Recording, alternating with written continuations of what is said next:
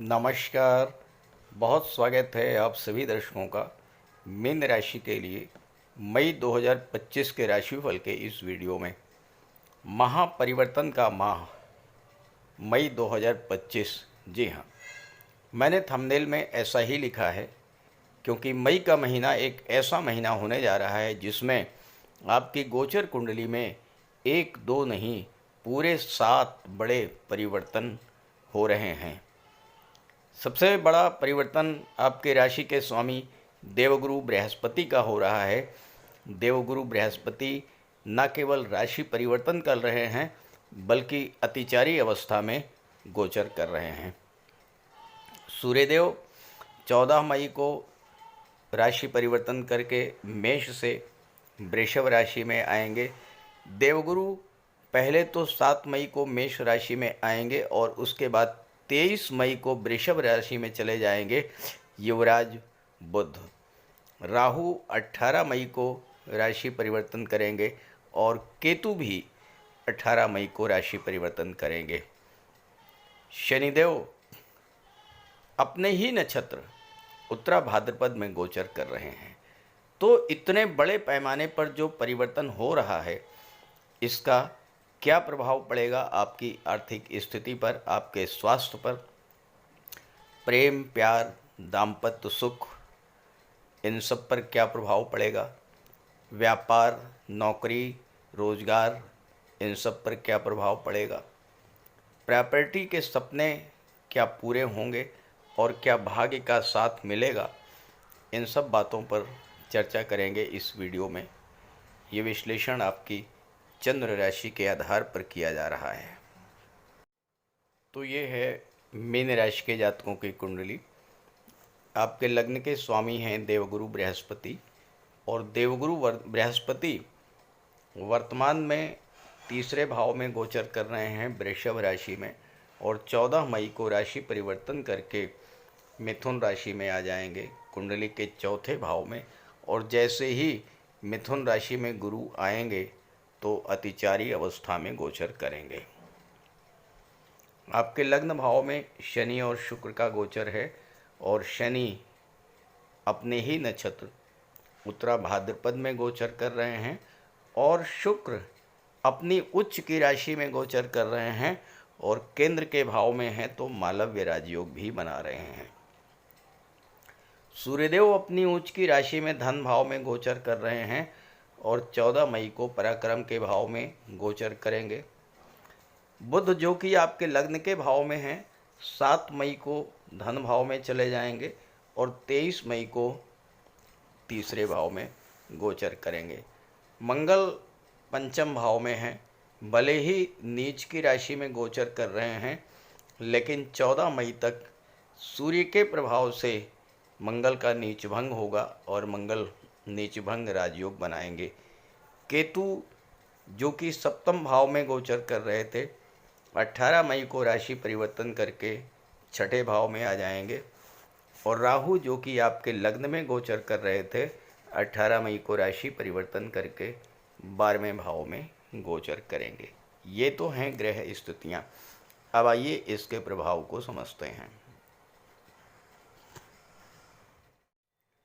Mean राशि के जातकों के जीवन में शनि की 7.5 का दूसरा चरण शुरू हो चुका है और ऐसे में लग्न के स्वामी राशि के स्वामी देवगुरु का कुंडली के चौथे भाव में अतिचारी अवस्था में गोचर करना 7.5 जन्य कष्टों से बहुत बड़ी राहत देने वाला होगा क्योंकि शनि आपके लग्न में बैठे हैं और राहु आपके कुंडली के 12वें भाव में बैठे हैं। गुरु की दृष्टि 12वें भाव पर राहु पर पड़ रही है। चौथे भाव में गोचर करते हुए गुरु के बारे में कहा गया है किंग कुर्वन्ति सर्वग्रह यस्य केंद्रे बृहस्पति।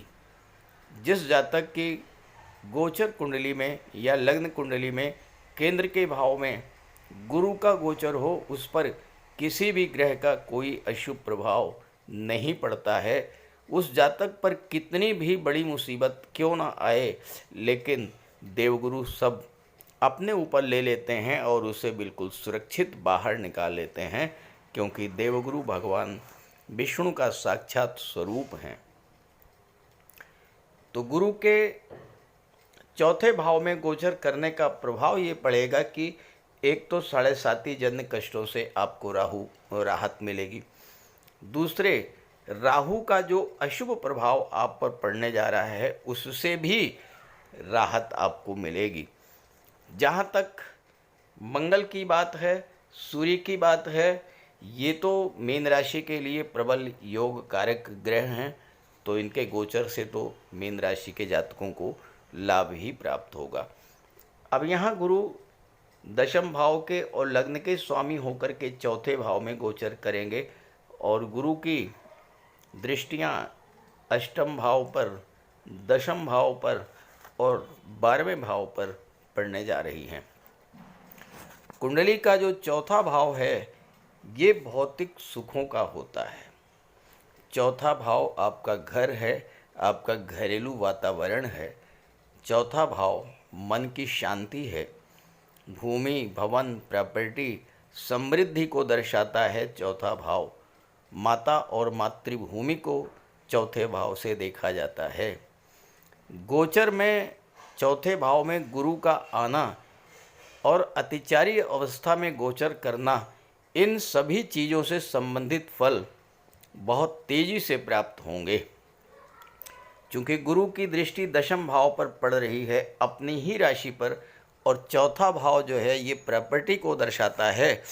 जो लोग मीन राशि के हैं और प्रॉपर्टी से जुड़ा कार्य कर रहे हैं, बिल्डर हैं, आर्किटेक्ट हैं या रियल एस्टेट से जुड़े हुए हैं, प्रॉपर्टी डीलिंग का कार्य करते हैं, तो जो लोग प्रॉपर्टी से जुड़ा हुआ कार्य कर रहे हैं या प्रॉपर्टी से जुड़ा कोई काम करना चाहते हैं, उनके लिए गुरु का ये गोचर बेहद अनुकूल रहेगा। और यहाँ पर गुरु 18 अक्टूबर तक, आने वाले 5 महीनों तक गोचर करेंगे। तो ऐसे जातकों को बहुत तेज़ी से सफलता मिलेगी रियल एस्टेट से जुड़ करके। मिथुन राशि वायु तत्वीय राशि है और गुरु आकाश तत्वीय ग्रह हैं। वायु और आकाश का मिलन होगा, एक संतुलन कायम होगा चौथे भाव की चीज़ों में। तो मन आपको शांत रहेगा, घर का माहौल बहुत अच्छा रहेगा, घर में सुख सुविधा के साधन बढ़ेंगे। भूमि, भवन, प्रॉपर्टी का भी लाभ आपको इस समय प्राप्त हो सकता है। गुरु की दृष्टि 8वें भाव पर पड़ेगी।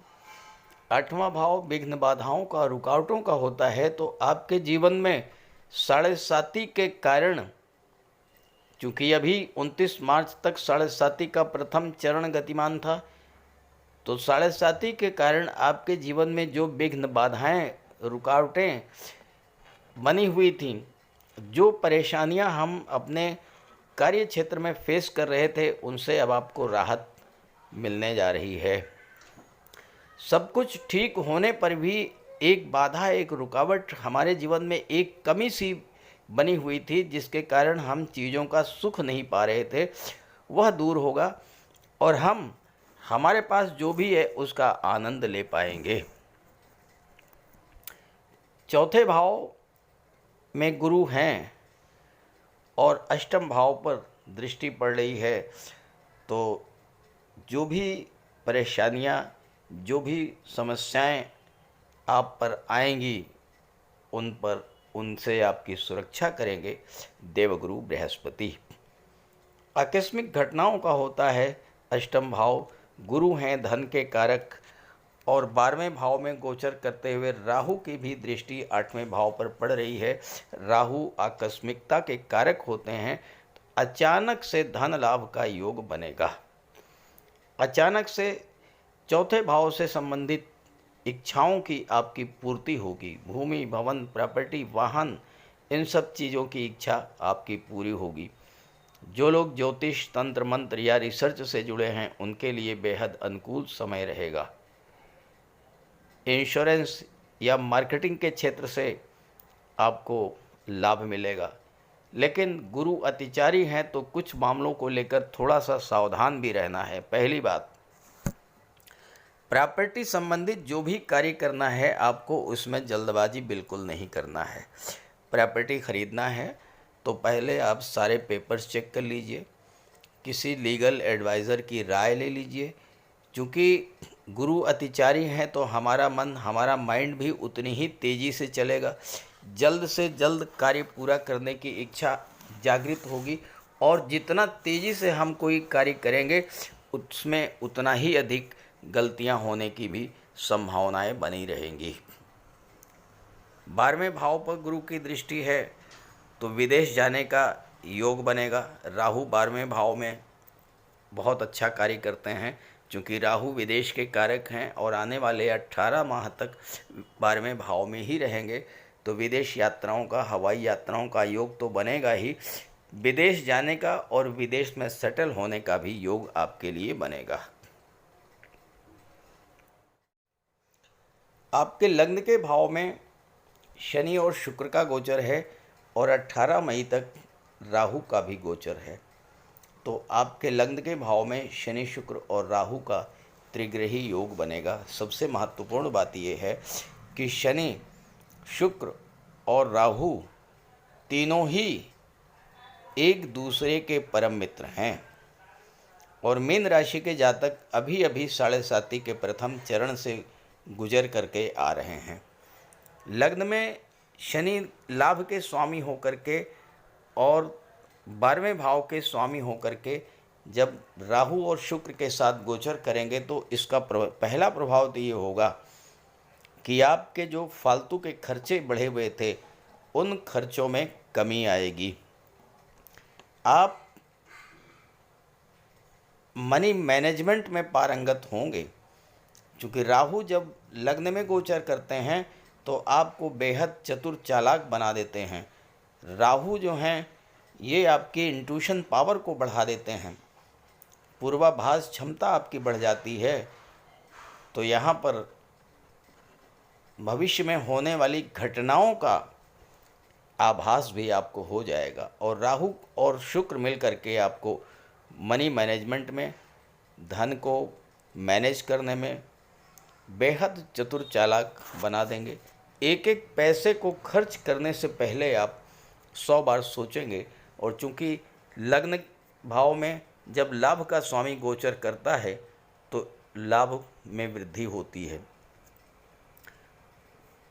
आपकी इनकम बढ़ेगी, रुके हुए धन की प्राप्ति होगी।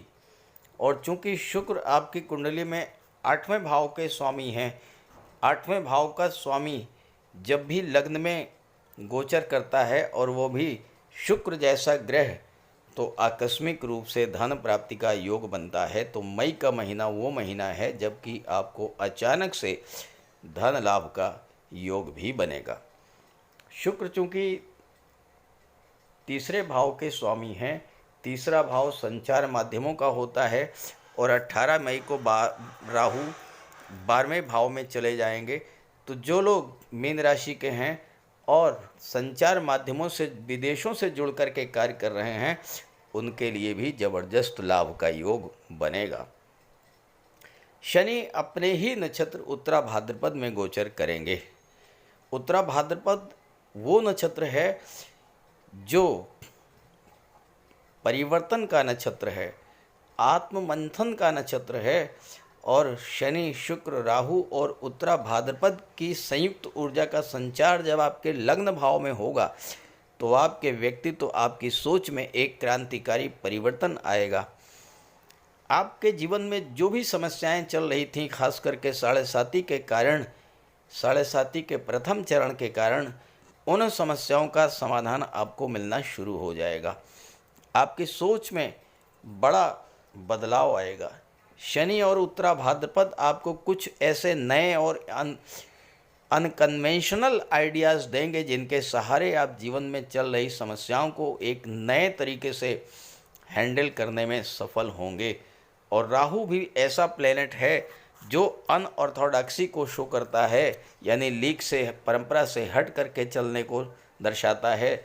और शनि राहु मिल करके आपके जीवन में चल रही समस्याओं को बिल्कुल नए तरीके से हैंडल करेंगे। ये कॉम्बिनेशन जीवन के प्रति आपके दृष्टिकोण को ही बदल करके रख देगा। प्रथम चरण के कारण आपके जीवन में जो हताशा, निराशा की स्थिति बनी हुई थी, मन में डिप्रेशन की स्थितियां बनी हुई थी, काम में मन नहीं लग रहा था, काम को छोड़ करके भागने का मन हो रहा था, स्वास्थ्य लगातार खराब हो रहा था। आपके जीवन की वो समस्याएं जो विकराल रूप लेकर आपको लगातार डरा रही थीं और जिनका कोई हल आपको नज़र नहीं आ रहा था, उन समस्याओं के समाधान आपको मिलने शुरू हो जाएंगे मई 2025 में। समस्या चाहे धन की हो, चाहे स्वास्थ्य की हो, चाहे परिवार की हो, नौकरी, व्यापार, रिश्ते नाते, दाम्पत्य जीवन, संतान या प्रॉपर्टी, किसी भी तरह की समस्या हो, हर समस्या का समाधान आपको मिलेगा शनि और उत्तरा भाद्रपद के प्रभाव से। और आने वाले 6 महीनों में आपके कई रुके हुए काम भी बनने वाले हैं। सूर्य और बुध का गोचर कुंडली के धन भाव में है। सूर्य धन भाव को प्रकाशित करेंगे। बुध बुद्धि के कारक होते हैं। दूसरा भाव वाणी का होता है। आपके आत्मविश्वास में वृद्धि होगी, आपकी बौद्धिक क्षमता, निर्णय क्षमता में वृद्धि होगी। जो लोग बुद्धि और वाणी से रिलेटेड क्षेत्रों में कार्य कर रहे हैं, बैंकिंग, फाइनेंस, एजुकेशन सेक्टर में हैं, आईटी सेक्टर में हैं, कम्युनिकेशन या मैनेजमेंट के क्षेत्र में हैं, या जो लोग शासन प्रशासन से जुड़े हुए हैं, जो लोग राजनीति से जुड़े हुए हैं, ऐसे जातकों को इस समय ज़बरदस्त धन लाभ की स्थितियां बनेंगी।